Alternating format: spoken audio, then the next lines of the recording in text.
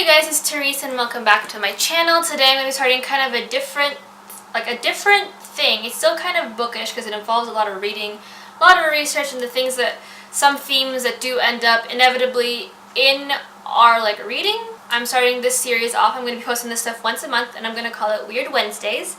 And it'll cover things such as mythology and fairy tales, maybe even an unsolved mystery or two, and we'll see what else kind of makes its way into my little nook. Maybe ghost stories, paranormal stuff. Like I said, these things do end up in the things that we read. So to kick it off, we're going to start off with my favorite thing in the world, which is Greek mythology, if you can't tell by the title. As you guys know, my favorite Greek myth happens to be Persephone in Hades, which, if you can't tell by the thumbnail, now you know. So let's just kind of jump right in because I have a ton of things to say and I'm really excited to be starting this kind of series on my channel. So before I get into the actual mythology of Hades and Persephone and the differences and kind of my preferred mythology of Hades and Persephone and my preferred how they've been depicted in the past, I want to start off with kind of an introduction to the big players of this myth.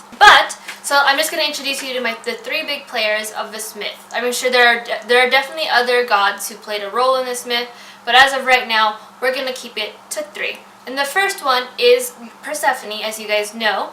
And now back in the day, she didn't always used to be known as Persephone. In fact, she used to be known as Kor or Kore. I don't know how to exactly pronounce it, but that meant maiden. She only received her Persephone kind of title after she moved to the underworld, which means destroyer of light, or rather she who destroys light.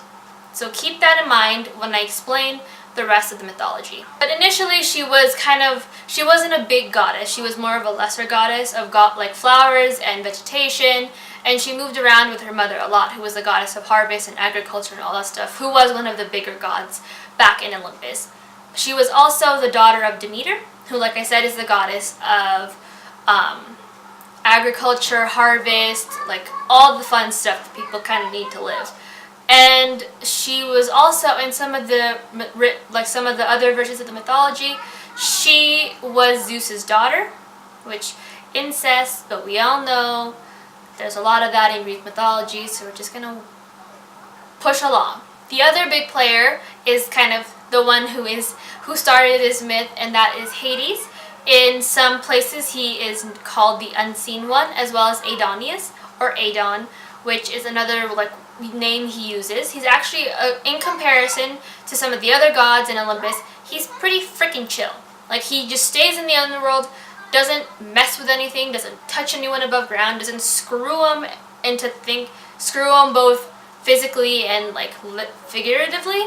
He, like I said, is pretty chill. He's often, especially in more Christian definitions, he's often likened with Satan or Lucifer. However, that's very wrong. Like I said, he didn't do anything devilish, essentially. He doesn't do devilish things. The only reason why he is portrayed this way is because Christian ideas tend to enjoy binaries. So we have good and bad. Zeus is up in heaven, Hades is down in hell, so to speak, and therefore Zeus is good, Hades is bad. Whereas in some mythology those two roles are switched, and essentially all Hades really did is take care of the people who were dead. Zeus didn't do any of that, Hades did, but he gets a bad rep because he lives down below, while Zeus is partying up in Olympus with the rest of the gods. He literally named his dog Spot, Cerberus translates into spot. So if you somehow struggle with thinking that he is this terrible, horrible human being, please remember, he named his dog Spot. It's not necessarily a precursor to him being terrible or evil, but I mean, he could have named it a ton of other names, and he named Cerberus instead of some weird Demogorgon or Hydra or Pegasus or something majestic. He literally named it Spot. The next big player in this kind of huge mythology is Demeter, who is Persephone's mother. She is the goddess of agriculture, blah blah blah blah blah. You know that. Let's see. She was worshipped in Elysius, I don't know how to pronounce it, which is a little town near Athens, and was worshipped there along with Dionysus. She is often depicted with corn and is known for growing it, which is a little weird, but I mean, goddess of harvest and agriculture, kind of when you think of it, you think of like wheat and like corn, I guess. So there's that. Now on to the myth that we do happen to hear quite often, and that's little Persephone playing in the field, where Hades comes up from the ground and steals Persephone and takes her away to the underworld without anyone's know-how or anything whatsoever, which often puts up this image that we see quite a lot in Greek mythology, the statues, which is known as the rape of Persephone, but I will get more into that later. And because of this, Demeter goes into Greece, searches for Persephone, and essentially makes all the crops wither and die, and will continue to keep them dead until Persephone's returned to her. Now Zeus kind of gets annoyed because all of his like subjects are dying. He can't really screw anyone if they're dead, so he asks Hades to bring back Persephone, and as a way to kind of smack them both in the face, he gives Persephone 6 pomegranate seeds, and because of this, she is now only able to leave for 6 months and has to go back to the underworld for the other 6. Therefore, creating what we know as, the seasons. So that is the original myth that we know and love-ish. However, the idea of the rape of Persephone doesn't necessarily mean what we know today. I believe I read somewhere that in ancient Greece, what they used to do is that what the husbands would do is they would take their wives for the wedding and pick them up on a chariot and drag them away, without technically the wife knowing when they were going to do that, and it was known as the rape of the wife, which kind of essentially meant, I don't know if this is 100% true, but kind of what I read, that they were just taking them away, because the bland definition of rape is to take away. So that's kind of it. And it also depicts, like this original myth that we learned in school, depicts Hades in a really nasty way, which we know if you're going to name your 3-headed dog Spot and kind of chill in the underworld by yourself, you're probably not going to take away a girl for devious reasons without much say-so. Now the other versions of this myth are kind of the versions that I prefer, mainly because I'm pretty sure these are the original versions of the myth itself.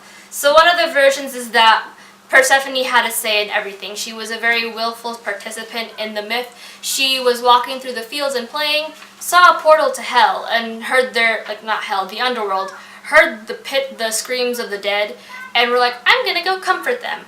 And went down there, and Hades essentially saw her and was like, you're not dead, but kept her around.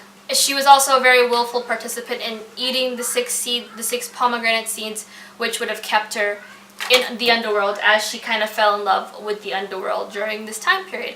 And you know what? I'm about to send you to the underworld if you don't stop messing with things. The other parts of the myth, like I said, this will end up going along with her name, which means, she who destroys life, or destroyer of light, which is what Persephone means, like I said before, is that she was meant to have been the goddess of the underworld way before, she was prophesied to have been the goddess of the underworld way before Zeus had a claim on his throne in the underworld, and Zeus was he's the assistant, he's the placekeeper. So she was always meant to have been there. Not Zeus, why did I say Zeus? Hades was the placekeeper, and she was always meant to have been there, and Hades kind of took her to put her in her rightful place. So, those are kind of the versions of the mythology that I prefer. The stuff with Demeter kind of destroying life as we all know it because her daughter went away for her own reasons was kind of Demeter's thing. But my preferred version is the one where she willingly had gone into the underworld and whatnot. There were also aspects of the myth that we did not hear about, which is what happens after, she gets comfortable in the underworld and becomes the queen of the underworld. And that, in essence, is essentially that she is an equal ruler with Hades. She is not a consort of sorts. She doesn't have less power than him. They are equal partners in everything. And in a lot of times, in a lot of the mythology, after she had been taken, she is depicted as even stricter than Hades himself. Because let's face it, I forget which one it was. I think it was the myth where his wife had died and he'd gone into the underworld to bring her back. And all he had to do was not look at her. That was all he had to do. And he did, and that was all essentially of most of Hades' punishments along those lines.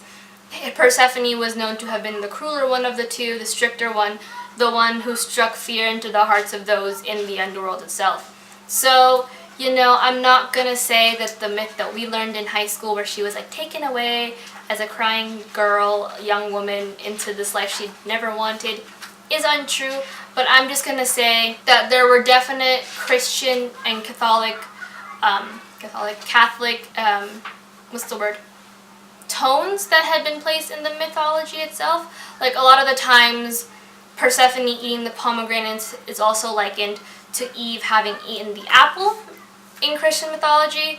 So with Hades having been the snake to trick her into staying there. So like I said, there's just a lot of mix with Christian mythology that kind of destroyed the image that that Hades is, which isn't evil at all, and kind of messed with the idea that Persephone had always been meant to stay in the underworld and all that stuff, which I think the idea, anytime I read something that's like, oh yeah, the myth of Hades and Persephone essentially follows Demeter and like the strong mother-daughter bond that can never be broken in feminism, which, you know, if you want to read it that way, that is great, but the original reading of the mythology is more, I think, feminist in my perspective, because she ends up ruling the underworld and ends up being this badass queen, whereas if she had stayed above, she would have been this cutesy little flower girl with flowers in her hair playing with the nymphs and everything. So, which isn't bad, but I mean, the idea that we paint Persephone as this very tiny, very frail girl